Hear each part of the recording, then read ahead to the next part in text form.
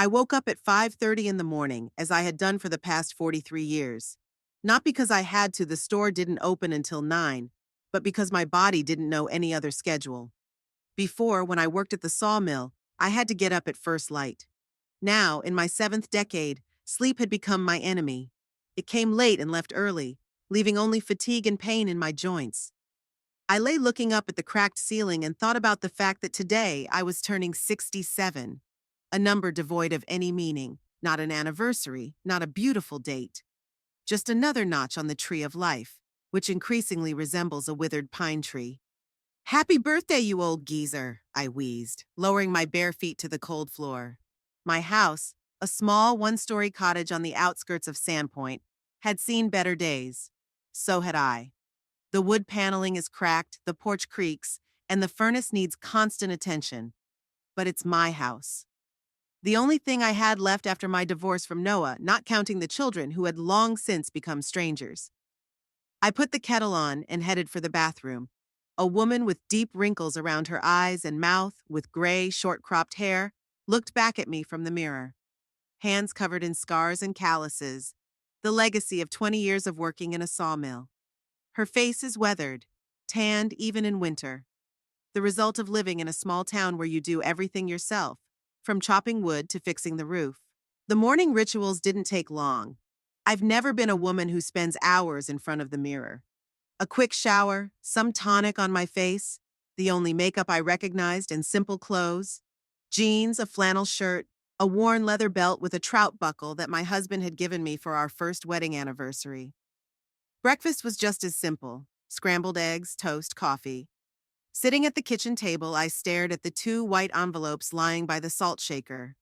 In each was a check for $1 million, one each for Harlow and Finn.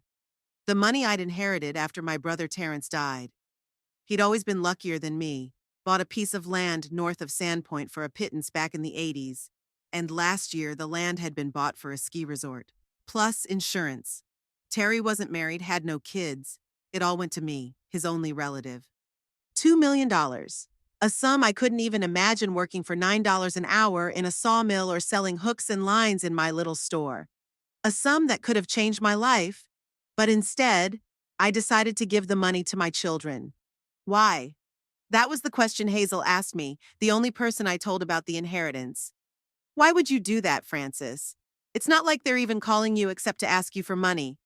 She was right, but I couldn't explain to her that this was my last chance. One last attempt to get back what we lost years ago. At 8:30, I closed the door of the house and walked to Quiet Haven, my fishing tackle store on Main Street. 15 minutes at a leisurely pace. I loved those morning walks, especially in the summer when the air was filled with the smell of pine trees and damp earth after an overnight rain. The store was my pride. A small room with wooden shelves stocked with everything a local fisherman could possibly need, from cheap plastic lures to expensive handmade bamboo rods, from fingernail-sized hooks to salmon nets. On the walls are stuffed animals of the biggest fish caught in the surrounding rivers and lakes. The largest, a pike weighing 22 pounds, was my personal trophy. I turned on the lights, wiped down the counter, and checked the cash register. Then I took the cake I'd ordered from Millie's Bakery on Pine Street out of the refrigerator in the back. She set it on a small table in the corner where she usually had coffee with her regulars. Set out paper plates, forks, napkins, pulled out a bottle of champagne and 4 glasses for me, Harlow, Finn, and Hazel, who'd promised to stop by after lunch. Everything was ready for the little celebration I planned to have by closing the store early. Harlow had promised to be here by 3 o'clock, saying she'd taken time off from the pharmacy. Finn was supposed to show up by 4 between flights. At least that's what they'd said. The bell above the door jingled, announcing the first visitor. But it wasn't a customer. It was Toby Nelson, our mailman, a skinny guy in his 30s, with perpetually disheveled red hair and a friendly smile. "Good morning, Miss Hampton." He always called me Miss, even though he knew I was married. "Happy birthday to you." "How do you know, Toby?" I wondered, taking the stack of bills and catalogs from him. "Hazel reminded everyone." He smiled even wider. 67 is an important date, he said. I snorted. Typical Hazel, always trying to make an ordinary day into an event. "And here, Toby handed me a cream envelope. This is probably for you too. It says, to the Hampton family, and the address is yours. I frowned, looking at the envelope. My address? But the handwriting was unfamiliar, ornate, feminine. The sender's name was missing. Thanks, Toby. I slipped the envelope into my apron pocket. Would you like some coffee? Some other time, Miss Hampton. I've got half the city to go. He waved goodbye and went out the door. I put the bills aside and took out a mysterious envelope. I opened it and pulled out a double-folded, gold-embossed card. I unfolded it. The world around me swam for a moment, as if I were looking at it through a column of water. My eyes darkened and my ears rang as if someone had struck a gong right above my head. Dear friends and family, we invite you to celebrate our 10th wedding anniversary, Noah and Tara Fisher. The date is today's date. The time is 3 o'clock in the afternoon. The address was Noah's house, which used to be our home together until he kicked me out of there, preferring a young waitress from a roadside cafe. I stared at the invitation, not believing my eyes. Then I reread it again, focusing on the address. To the Hampton family. Not me personally. The family. My children. My children who were supposed to come to my birthday party today. My fingers squeezed the card so hard they crumpled the heavy paper. My heart beat faster and my face flamed with a rush of blood. I knew the feeling anger rising slowly from somewhere deep, like air bubbles from the bottom of a lake. The first thing I did was call Harlow. The phone took a long time to ring, and I was about to drop the call when I heard her voice a little husky, like she'd just woken up. Mom? Is something wrong? Are you coming over today? I tried to speak calmly, even though my insides were churning. Of course, she sounded wary. 3 o'clock, like we agreed. I have the day off, remember? You sure? I clenched the phone so tightly that my knuckles turned white. What is wrong with you today? I said I'll be there. What time do you usually finish at the pharmacy? Pause. Too long to be natural. 6 o'clock, you know. Her voice became even more strained. But I'm not working today. Look, I gotta go. I'll see you at 3. She disconnected before I could say anything else. I slowly hung up the phone and dialed Finn's number. It went on, and finally his sleepy voice said, Yeah? It's Mom, I said, trying to keep my breathing steady. Do you remember what today is? Tuesday? I closed my eyes. Of course, he forgot, or pretends to have forgotten. It's my birthday, Finn, and you promised you'd come. Damn right! There's a fake remorse in his voice.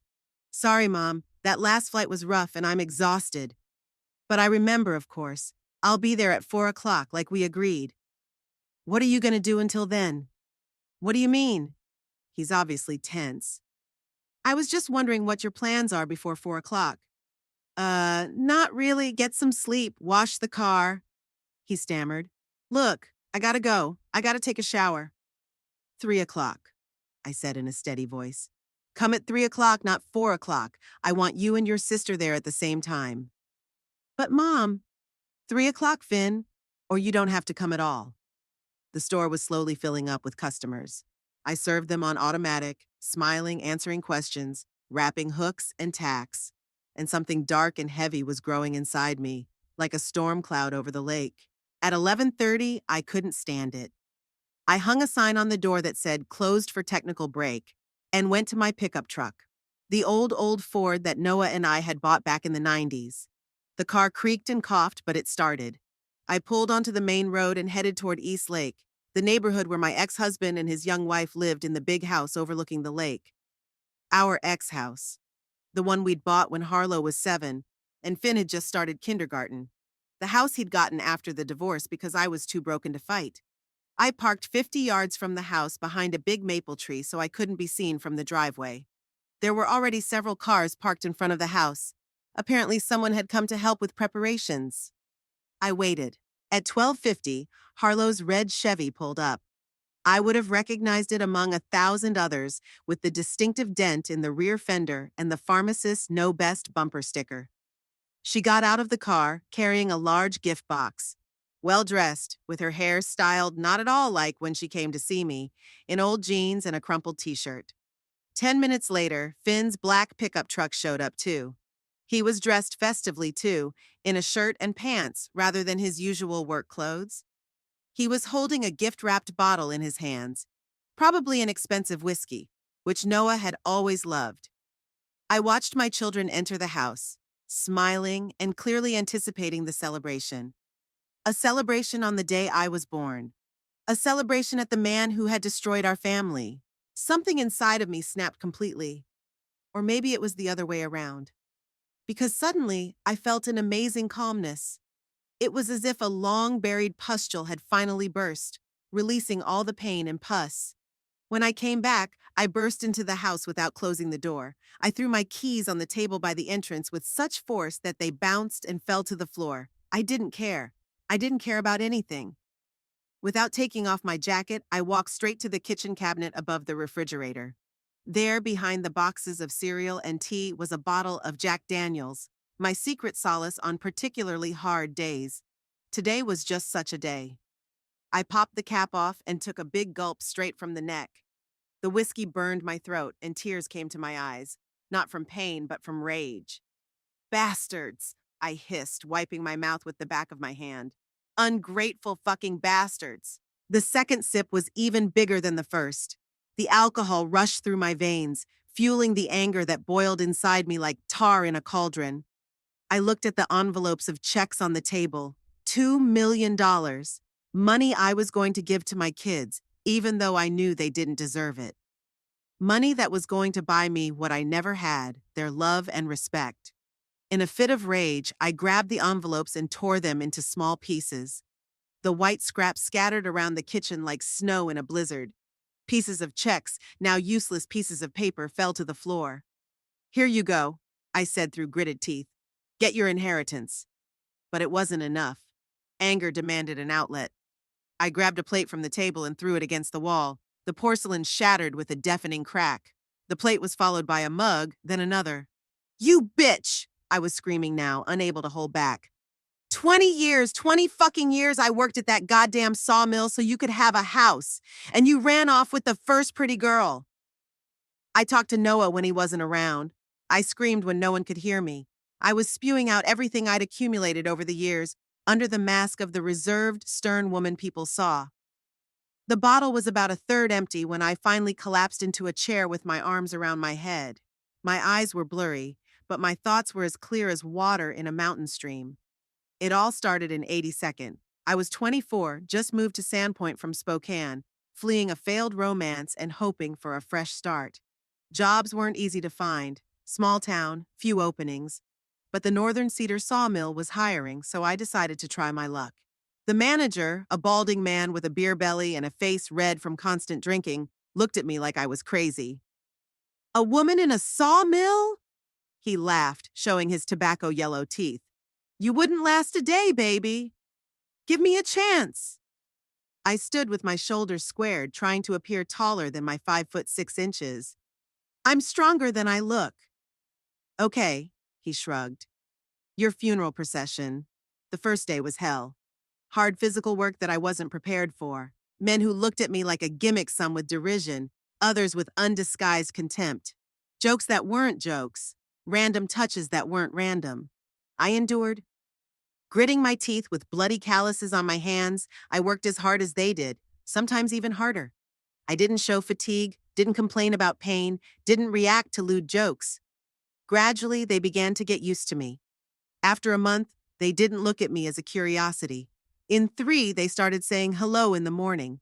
In 6 months, I became my own. Not a woman, but just another worker. That all changed when Noah Fisher came to the sawmill. Tall, broad-shouldered, with dark hair and eyes the color of stormy skies. He was the new foreman, just transferred from another company site.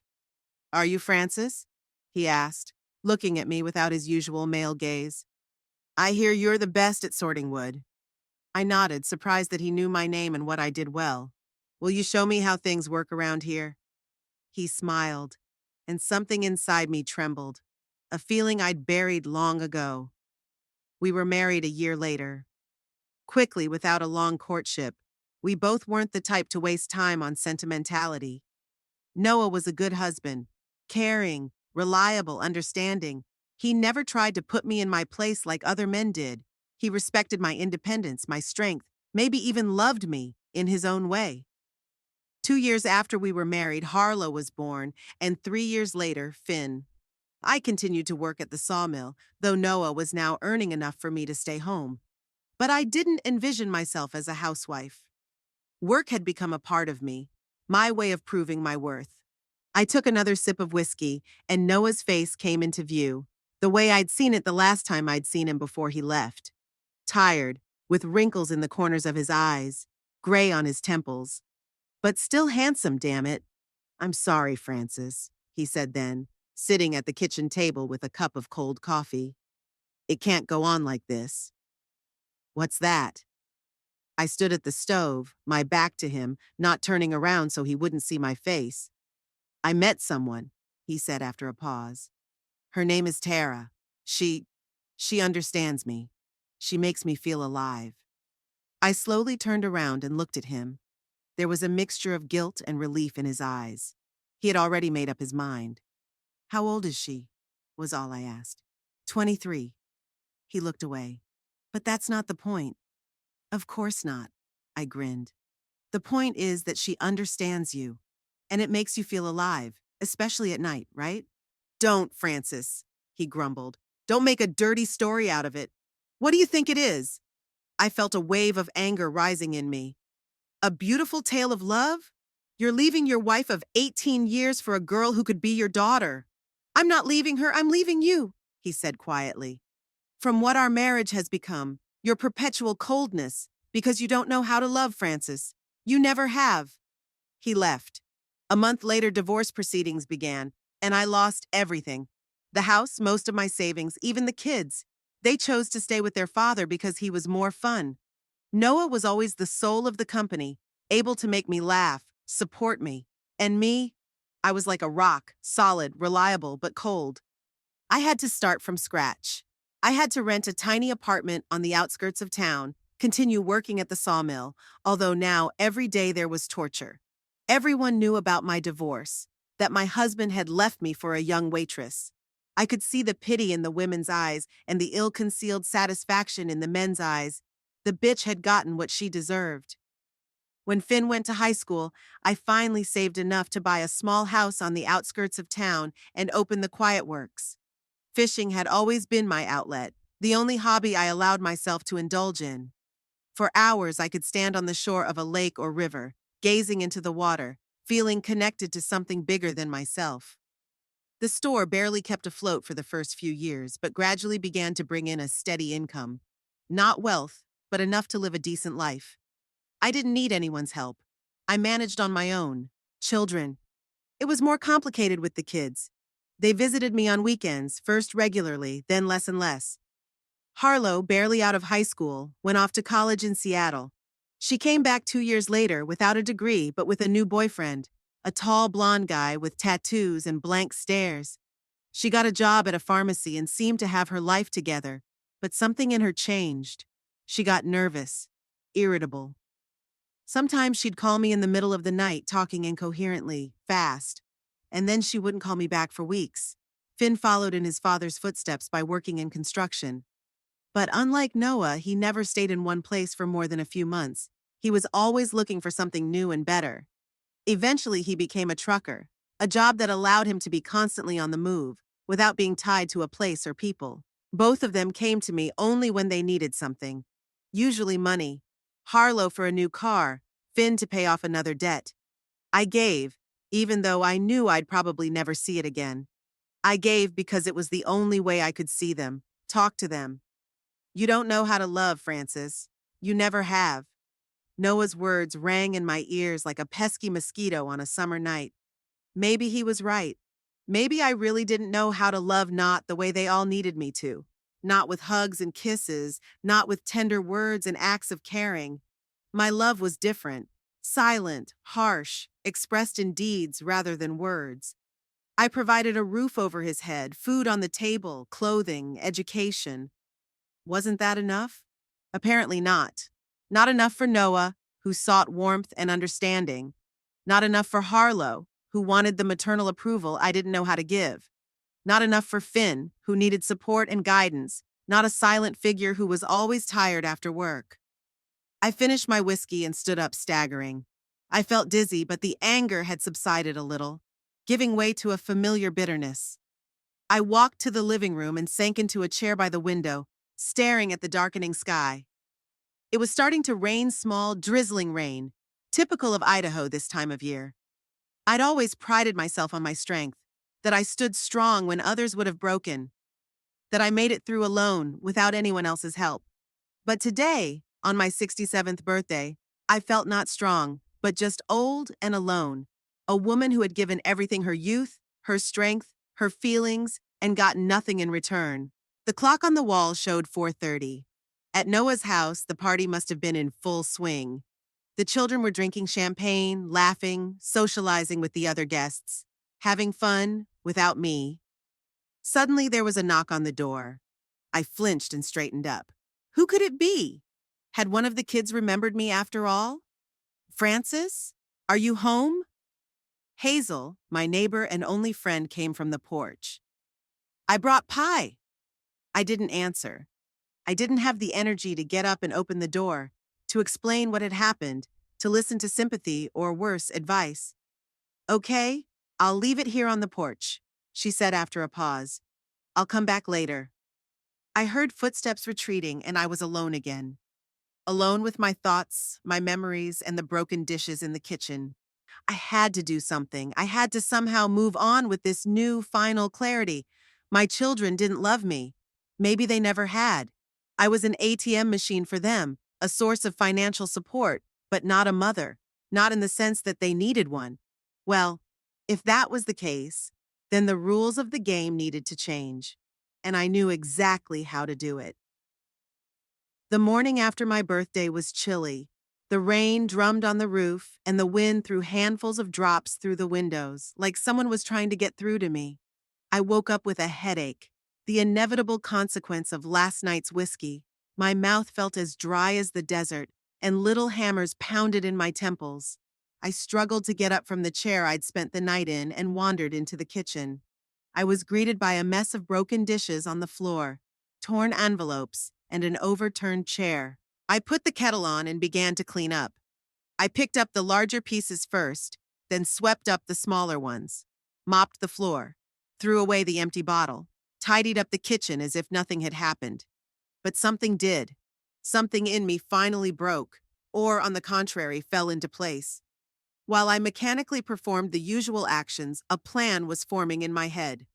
Before I opened the store, I called the bank. I need to issue new checks to replace the bad ones, I told the manager, explaining the situation. Of course, Miss Hampton. It'll take a few days. Do you want the same amounts? I hesitated. No, split the amount into 10 checks of $200,000 each. Whatever you say, it'll be ready by Wednesday. As I hung up, I felt my lips stretch into a smile. Not a warm smile, not a happy one. More like the grin of a predator smelling prey. All the way to the store, I thought over the details.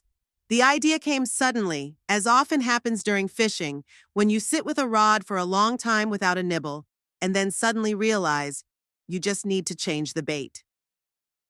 Quiet Flood met me with the usual silence and the smell of wood, leather, and metal. I opened the register, pulled out the ledger, and plunged into the numbers, deliberately ignoring the phone, which rang several times. Surely Hazel must be the only person who could call me in the morning. Around 10, the bell above the door jingled, and she walked in herself, a short, full woman with gray hair gathered into a neat bundle and shrewd blue eyes. Frances Hampton! Her voice was full of indignation. Why don't you answer your phone? I was thinking of going to the hospital. I'm sorry, Hazel. I looked up from my magazine. I've been busy. Busy? She snorted, walking over to the counter. So busy that you forgot your own birthday? I came by yesterday with a cake and you didn't even answer the door. I wasn't home, but your car was parked in front of the house. I walked to the lake. The lie came easily, though I usually avoided lying to Hazel. She was the only person I could be honest with. Almost. Hazel narrowed her eyes, clearly not believing me, but decided not to insist. Okay, so how was the party? Did the kids come? This is the moment. The beginning of the plan. I took a deep breath. No, they had more important things to do. What? Her outrage was genuine. On your birthday?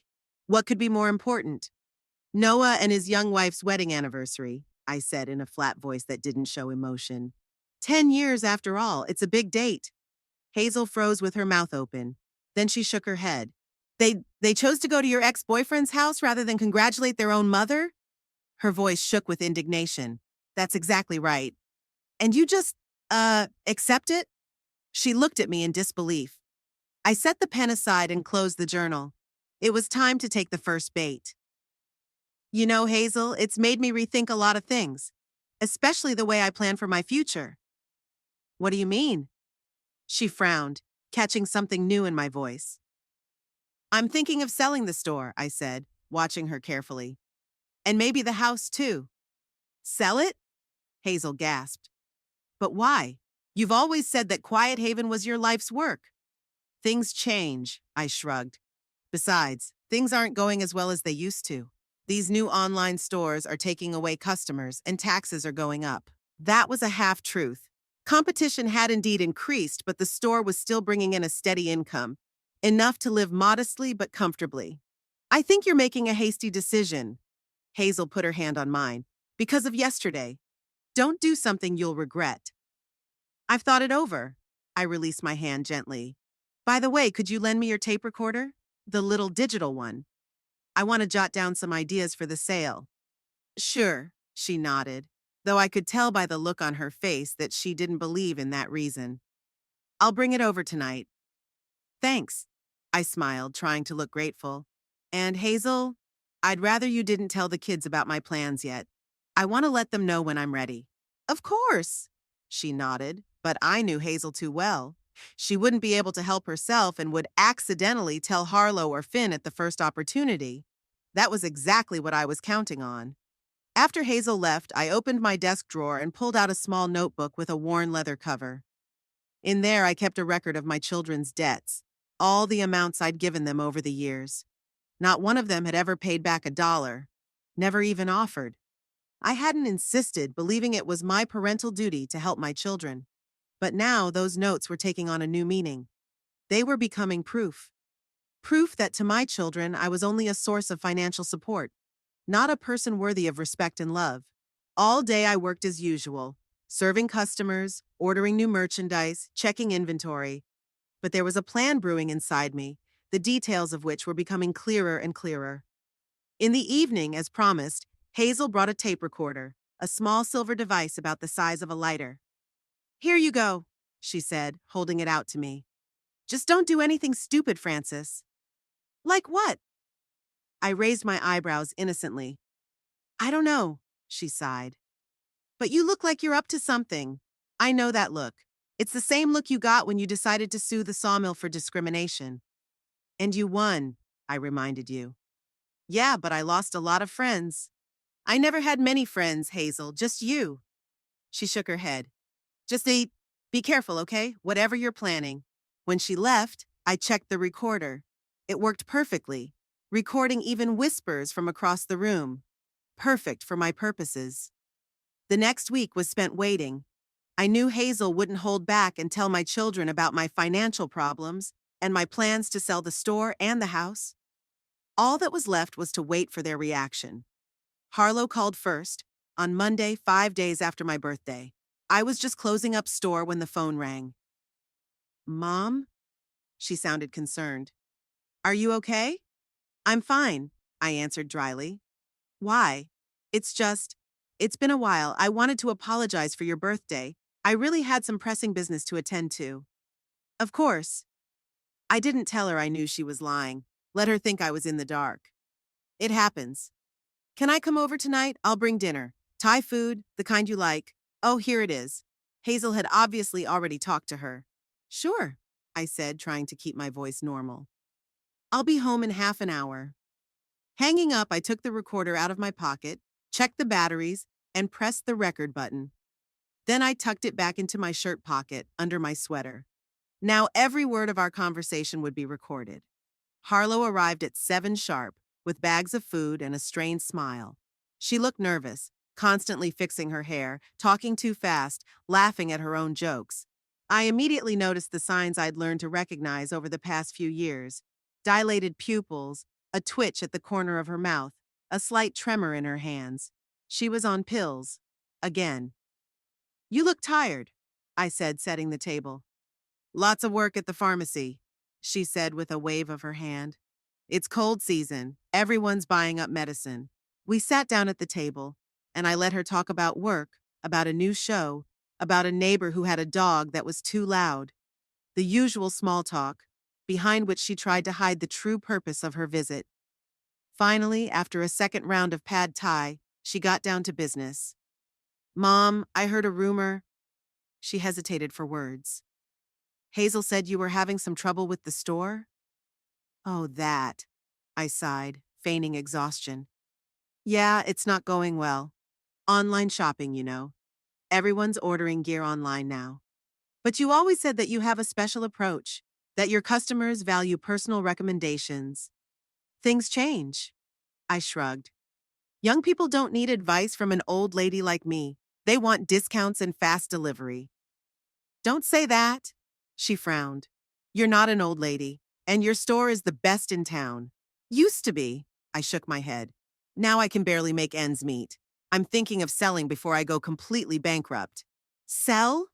Her eyes widened. The quiet place? But it's your life. Life is what happens while we're making plans. I grinned. Sometimes you have to make hard decisions. And what are you going to do afterward? Her voice sounded genuinely worried, but I noticed her gaze darting for a moment to the wall where the picture of the house hung. I don't know, I pretended to think. Maybe I'll sell the house too. Move to a smaller apartment somewhere, or a nursing home. A nursing home? Now she looked really worried. Mom, are you serious? What's the big deal? I shrugged. There's care and companionship. You don't have to cook and clean. But it's your house! She was almost screaming. You always said you'd never sell it! Plans change, Harlow. I looked her straight in the eye. Especially when you realize no one wants you. You are! She grabbed my hand. Finn and I need you! I almost laughed in her face. How easily those words came out of her mouth now that she was afraid of losing her share of the inheritance. Did she? I released my hand. Then why did you both choose to go to your father's wedding anniversary instead of my birthday? She froze. A whole range of emotions on her face: surprise, shame, fear, then an attempt to pull herself together. You know? Of course I know. I didn't bother to specify how. There are no secrets in a small town. Mom, I can explain. Don't. I held up my hand, stopping her. I'm not mad, it's made me rethink a lot of things. What do you mean? She tensed up. In the sense that maybe I shouldn't leave you the house and the store when I die, I said calmly, watching her reaction. Maybe it would be better to sell everything now and spend the money on myself. After all, I've never lived for myself, always for others, for my husband, for my children, for my customers. But Mom, her voice broke, you can't do this. It's not fair. Why? I acted surprised. It's my property. I can dispose of it as I please. But we're your children. She was almost crying now. We were counting we hoped that you'd get everything after I was dead? I finished for her. And that's why it's worth putting up with the old mother a little longer? No, not like that. She shook her head, but I could see the truth in her eyes. That's exactly what she thought. You know what, Harlow? I sighed. I'm tired. Let's talk about this some other time. But Mom, some other time. I stood up from the table, indicating that the conversation was over. Thank you for dinner. She left upset and worried, which was exactly what I wanted. As soon as the door closed behind her, I pulled out my voice recorder and stopped recording. The first fish was hooked. Finn showed up 2 days later, no warning, just knocking on the store door after closing when I was doing inventory. Hi, Mom? He smiled his trademark charming smile that always worked on women, but not on me. Thought I'd stop by and check on you. Unexpected. I didn't pretend to believe his visit was random. You usually call before you arrive. I was in the neighborhood. he shrugged. I was delivering a shipment to Coeur d'Alene, so I thought I'd stop by on my way back. How's it going? I switched on the recorder in my apron pocket, sensing the conversation would follow the same pattern as Harlow's. Fine. He looked around as if surveying the store. How about you? Is the store doing well? Why so interested? I squinted. You've never asked about business before. Just, looking out for you? He tried to look offended. Can I ask how my own mother is doing? Of course you can. I nodded. It's just that it's usually when you want something, Mom. He shook his head. You always think the worst of people. Experience, I shrugged. So what do you need, Finn? He realized it was pointless to pretend any further. Okay, he sighed. Harlow said you're having trouble with the store, that you're thinking of selling it.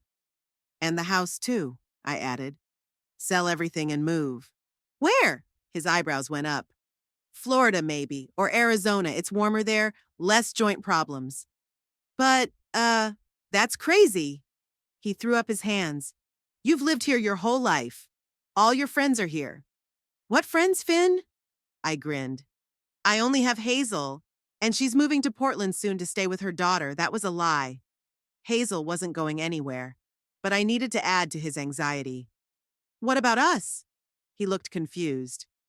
I mean, if you move that far away, what would change? I looked him straight in the eye. You already come every few months, mostly when you need money. It's not fair, he flared up. It's my job. I'm on the road all the time. I'm not blaming you, I shook my head. I'm just stating a fact. We've been in a business relationship for a long time. You come for the money, I give it to you. No strings attached. What do you mean? He frowned. That I never asked you to pay me back. I opened my desk drawer and pulled out my notebook.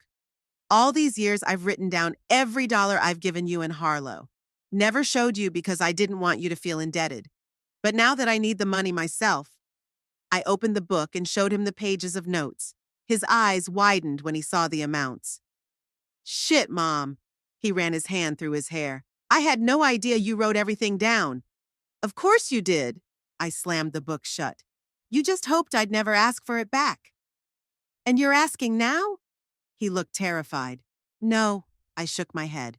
I just want you to understand I've always supported you, always been there for you when you needed help.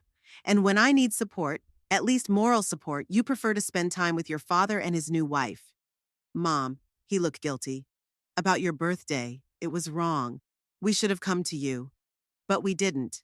I shrugged. And now I'm thinking that maybe I should spend the money from selling the house and the store on myself. Travel. Live life to the fullest while I still can. And what's left for us? The question came out of his mouth before he could think. I smiled. There it was, the real reason he was worried. I don't know, Finn. It depends on how much I spend in my lifetime. He turned pale. But Mom, this is your house, your store. You always said they'd be ours after... He hesitated, but it was too late. After I died, I finished for him.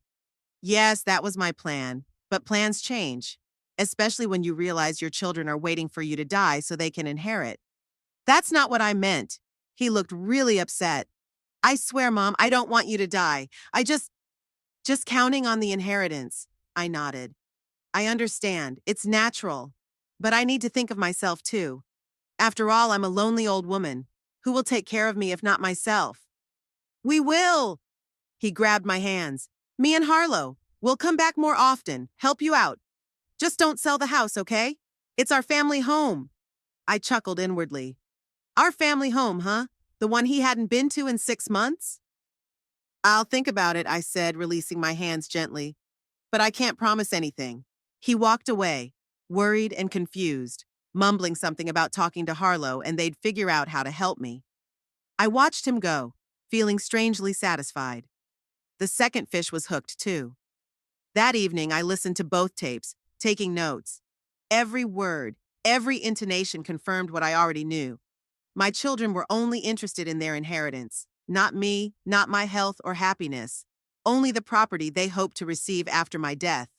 Well, now I had proof. and I knew exactly what to do next. A week after Finn's visit, I opened the store as usual at 9 in the morning. It was supposed to be a quiet day, midweek off season. But by 10, the bell rang and Harlow walked in. "Good morning, Mom," she said with a strained smile. "Thought I'd stop by before work." "Before work? Aren't you supposed to be at the drugstore at 8? "Took the day off," she shrugged. "I was a little tired." I watched her in silence. Pale skin, circles under her eyes, twitching fingers, dull hair. Everything betrayed her condition. "Well, spit it out," I said. "What brings you out this early?" "I was thinking about our conversation, about you wanting to sell the store and the house." "I? I don't think it's a good idea. You've put so many years into this store. It's your life. And the house, it holds so many memories. Good or bad. All kinds. But it's our home, Mom. Mine and Finn's too. A house you come to every few months? I know we're not the most attentive kids, but we love you. We do. Love you so much that you chose to go to my dad's wedding anniversary instead of my birthday?" She flinched. "It was a mistake. Finn and I both regret it." "Why is this so important to you? Honestly, Harlow." She lowered her gaze. "Because we always thought it would be ours someday. It's our inheritance." At least it's honest. Better the truth than feigned concern. "It's not a pretense. Yes, inheritance is important, but we really want to take care of you." "Is there anything else you want to talk about?" I asked, noticing her rubbing the sleeve of her sweater. "I'm having a little financial trouble." "What a surprise. Mom, please, I'm in a desperate situation. The bank is threatening to repossess my car. I have 3 late payments. How much do you need?" 12,000. I'll pay it all back, I swear. It's just that the pharmacy is cutting back on hours right now. $12,000 is too much for 3 car payments." She was lying, and we both knew it. "What's the real reason?" "What? The real reason you need the money? It's not for the car payment, is it?" She looked away and I saw her pupils constrict. "I have debts, credit cards, personal loans, accumulated." "Spent it on what?" "On living, Mom. Not everyone can live as frugally as you. It wasn't fair. I didn't live frugally by choice. After Noah and I divorced, I was broke, with 2 kids and a minimum wage job. I'll think about it, but I need to know the truth, Harlow. It's nothing. It's just financial problems. We all have them." I knew she was lying. All the signs of addiction were there, from the nervous tapping of her fingers to the licking of her parched lips. Working at the pharmacy gave her access to prescription drugs. At first, it must have been simple. A pill or two to relieve stress. Then it got bigger and bigger. And now she was clearly buying on the side, and it was expensive. "Come over for dinner Friday night, 7 o'clock. We can talk about money then."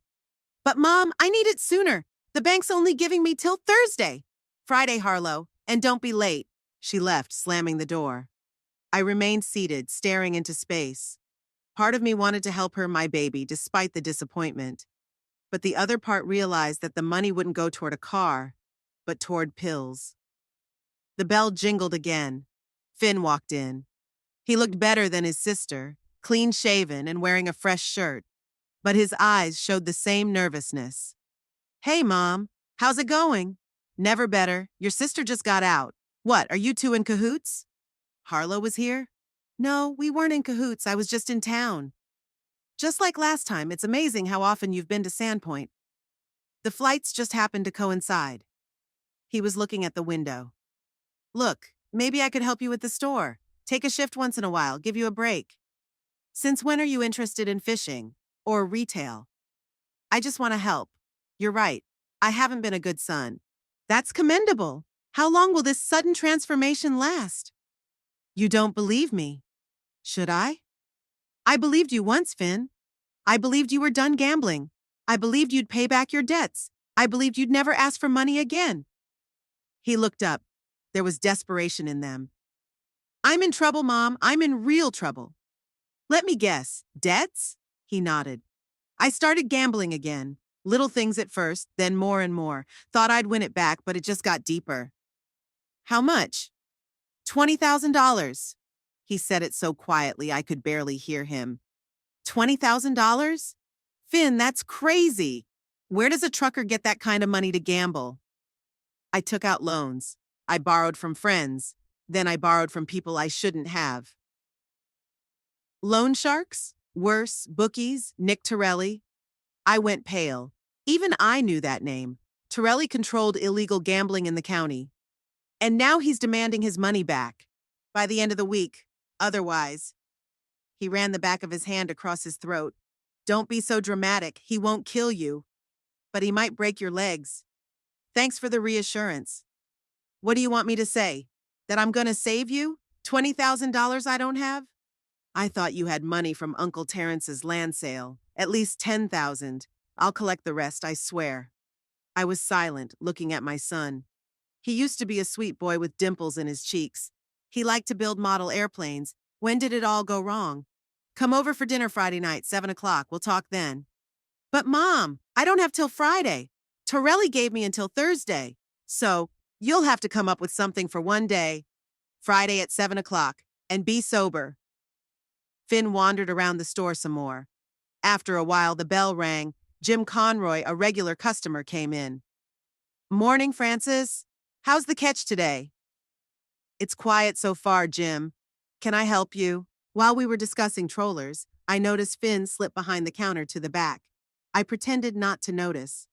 This model is especially good in shallow water, I said, showing him the trolling rod. Trout go at it like crazy. Jim nodded, and I could feel the tension building. I knew there was about $500 in small bills in the back room, in a tin cookie jar. Money that only Finn and I knew about. A few minutes later, he came out of the back room with a feigned calmness. I'm gonna go, Mom. I'll see you Friday. When Jim left, I went straight to the back room. I opened the drawer, and as I expected, I found money missing. All $500 of it. I could call Finn now, accuse him of stealing it, demand it back, threaten the police. Instead, I pulled out my voice recorder and recorded a short message describing what had happened. Just one more piece of evidence for my plan. Hazel dropped by this evening with a pie. Thought I'd brighten your evening. Apple, cinnamon, your favorite. We sat in the kitchen drinking coffee, and I sensed she had something she wanted to say. Finn came to see me today, she finally said. Asked me for a loan. And what did you say? That I didn't have that kind of money. 20,000. Is he crazy? Didn't he ask Harlow? Of course he did. She came to see me too. Complained that he wanted to borrow, but she was in trouble herself. They both came to you? And they both asked for money? Yeah. You know what's weird? They both asked if it was true that you were selling the house and the store. Worried about the inheritance. The plan worked better than I expected. My kids were competing for my attention and, more importantly, my money. I invited them over for dinner on Friday. Would you like to join me? No, thanks. It's a family affair. But be careful, Francis. Desperation makes people unpredictable. I know it does. Believe me, I'll be very careful. When Hazel left, I sat by the window, looking out at the darkening sky. Part of me felt guilty. I had manipulated my own children, flaunted their weaknesses, gathered evidence of their self-interest. But another part, a stronger part, reminded me of the years of neglect, of how they came only for the money, of how they'd forgotten my birthday for my dad's party, of how Finn had stolen money from the store today. No, I decided. Let them be ashamed, not me. I don't do anything they don't deserve. On Friday, I'll find out how far they're willing to go, and then I'll make a final decision. I chose the Lakeshore, the most expensive restaurant in Sandpoint, to meet the kids. I didn't usually visit such places, preferring simple food and home comforts, but tonight was special. The final act in a play that had been playing out over the last few weeks. I arrived 20 minutes early to get everything ready. The maitre d' escorted me to a table by the window overlooking Lake Pandore. The setting sun painted the water a golden pink, and the distant mountains looked like watercolors painted against the evening sky. Something to drink while you wait? Asked the waiter, an elegant young man in a snow-white shirt. Whiskey, I replied. A double. He raised his eyebrows in surprise, but nodded and left. I opened my bag and pulled out a small folder of papers, placing it next to me. Then I checked the tape recorder. It was on and hidden in the inside pocket of my jacket. The whiskey came quickly. I took a sip, feeling the warmth spread through my body. It wasn't for courage. I wasn't afraid of the upcoming conversation. Rather, it was a kind of reward to myself for finally taking the plunge. Harlow showed up first, at 7 sharp. She looked better than she had the last time we'd met, her hair done, her makeup hiding the pallor of her face, her new dress, clearly trying to impress. "Hi, Mom," she smiled, kissing me on the cheek. "You look beautiful today." "Thanks," I nodded. "You do too." She sat down across from me, looking around nervously. "Wow, Lakeshore. Are you celebrating something?" "You could say that." I took another sip of whiskey. "This is a special night. Finn was 15 minutes late. He'd made an effort too.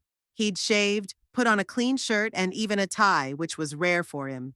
He smelled of cologne, but beneath that I caught the familiar scent of beer. He wasn't drunk, but he had a drink for courage. Sorry I'm late." He sat down next to Harlow across from me. "Traffic." "At Sandpoint?" I grinned. "Come on, Finn. There aren't even 3 stoplights here." He smiled embarrassedly. "Okay, I overslept a little." "Never mind." I waved my hand. "Let's order." We studied the menu, and the kids ordered the most expensive entrees, the steak for Finn, the lobster for Harlow. I chose a simple salad and soup. Not because I was saving money. I just didn't want to be distracted by the food. When the waiter left, Finn was the first to speak. "So, Mom, have you decided about, what we talked about?" "Take your time," I smiled. "Let's talk first. How are you guys doing?" "Harlow, how's work at the pharmacy?" She's tense. "It's okay. Lots of customers, as usual." "Did your boss have any interest in some of the missing medications?" I asked, looking her straight in the eye. She turned pale. "What do you mean?" "Oxycodone, Vicodin, the other opioid analgesics you've been carrying out of the pharmacy for how long? 2 years?" Finn's been staring at his sister. "What? Harlow, you're stealing drugs?" "Don't be ridiculous." She tried to laugh, but it came out unconvincingly. "Mom's kidding." "No, honey, I'm not kidding." I opened the folder and pulled out the first sheet. "Here's a printout of your bank transactions for the last 3 months. Weekly cash withdrawals ranging from $500 to $1,000. Where's that money going, Harlow? Have you been watching my accounts?" Her voice shook with anger and fear. "It's illegal." "Not exactly. Remember 3 years ago when you broke your leg and couldn't leave the house? I helped you with your bills. You gave me access to your online banking and never changed your password." She looked at me with horror, realizing she'd been caught. "And now you, Finn." I pulled out a second sheet. "You think I didn't notice $500 missing from the store? The money you stole right out from under my nose while I was servicing Jim Conroy?" He lowered his eyes. "Mom, I can explain." "Don't bother." I shook my head. "I know all about your debts to Nick Torelli. And the fact that you took money out of the store's cash register twice last year. I keep records, Finn. I always have." There was a long pause. The kids looked at me, not knowing what to say. At that moment, our entrees arrived, and we all pretended to just enjoy our family dinner. The waiter, pouring the wine Finn had ordered, didn't notice the tension hanging in the air. When he left, I continued. "You know what the saddest part is? I could help you both. I have money, $2 million from the sale of Uncle Terrence's land. I was planning on giving it to you two equally, $1 million each." Their eyes widened. $2 million? Finn exhaled. "But you said you were in financial trouble, that you wanted to sell the store." I lied. I sipped my wine calmly. "Just like you've been lying to me all these years." "Mom." Harlow reached across the table, trying to take my palm. "We've never—" "Don't." I pulled away. "Let me finish." I pulled a small tape recorder out of my bag, not the one I was wearing, but a second one with previous recordings. "These are the recordings of our conversations. The way you both admitted you were only interested in your inheritance. How you lied about your plans for my birthday. How you, Finn, said you were afraid you wouldn't inherit anything after I died." I turned on the tape, and Finn's voice, a little electronically distorted but quite recognizable, filled the pause. "But Mom, this is your house? Your store. You always said they'd be ours after—" I turned off the tape. "After I die," I finished for him. "That's what you're both waiting for. For me to die so you can inherit." "Mom, that's not true!" Finn exclaimed. "You got it wrong." "Ooh. No, I got it right," I said calmly. For the first time in years, I could see the situation clearly. You're not evil people, no. You're just, selfish, weak, entangled in your addictions and your debts. You want my money, not me. That's not true. Harlow was crying now, tears smearing her mascara. We love you, Mom. Maybe, I nodded. But not the way children are supposed to love their mother. And you know what? I love you too, but not the way I used to. I took 2 more documents out of the folder and put them in front of me. What are these? Finn asked, hesitant to touch the papers. Referrals to rehab centers. For you, Harlow, it's the New Dawn Clinic in Portland, specializing in opioid addiction treatment. And for you, Finn, a second chance program in Spokane for gambling addicts. I paid for 6 months of treatment for each of you. They looked at the papers, then at each other, then back at me. You want to send us to the rehab? Finn said it like he couldn't believe his ears. I want to give you a chance to start your lives over. I shrugged. No addictions, no debt. I negotiated with Nick Torelli about your debt, Finn. He agreed to 10 grand now and the rest in installments when you get out of the center and get a job. You met with Torelli? He looked stunned. This morning. A very unpleasant man, but businesslike. 20,000 isn't a lot of money to cripple a man for. What about the rest of the money? Harlow asked cautiously. The inheritance? Oh, that's the best part, I smiled. I bought the World Without Borders travel agency in Coeur d'Alene and paid for a year's trip around the world. I leave in 2 weeks. There was silence. Harlow and Finn looked like they'd been kicked in the butt. A trip around the world? Finn finally squeezed out. You? Alone? Why not? I shrugged. I'm 67, healthy and strong, and I can finally afford to see the world. I've always wanted to go to Paris, to Rome, to Tokyo. Now I have that opportunity. What about us? Harlow asked quietly. What about you? You're adults. You're well into your 30s. It's time for you to live your own lives, to deal with your own problems. And I have mine. But the store, Finn started. I've hired a manager, I interrupted. He's going to keep an eye on Quiet Place while I'm gone. I'll just close up the house. When will you be back? Harlow still couldn't believe what was happening. A year from now, I sipped my wine. Maybe sooner if I missed Sandpoint, or later if I enjoyed traveling. Finn stared at his plate, where the untouched steak was cooling. Then he looked up. Did you really pay for the treatment for us? Yes, I nodded. This is my last gift to you as a mother. It's up to you from here on out. And if we refuse, Harlow asked defiantly, then you can live as you have been, I shrugged. That's your choice, but my money's gone. Not now, not after. You changed your will, Finn guessed. Yes, now most of my estate will go to charity after I die. The Domestic Violence Women's Fund and rehabilitation programs for people with addictions. Harlow covered her face with her hands and burst into tears. Finn sat with his shoulders slumped, as if he'd been drained of all air. Well, I rose from the table. I think this conversation is over. The bill's been paid. Eat up, don't waste good food. Are you leaving? Finn looked up. Right now? Yes, I buttoned my jacket. I still have a few things to take care of before I leave. Check in at the rehab centers in 3 days. If you decide to go, the addresses are in the paperwork. I grabbed my bag and headed for the exit, feeling the eyes of the kids on me. At the door, I turned around. Also, Harlow, Finn. I really want you to get better. I want you to be happy. I just realized I can't make you happy with my money. No one can. It's a journey that everyone has to make on their own. I stepped out into the warm summer evening, took a deep breath and walked slowly down the lakefront. It felt empty inside, but it was a good kind of empty. Like after a general cleaning when you throw out all the junk you've accumulated over the years. 2 weeks later, I stood on the deck of the Sea Dream cruise ship, watching the American shore slowly disappear over the horizon. The first stop was Japan, a country I had read about all my life but never thought I would see.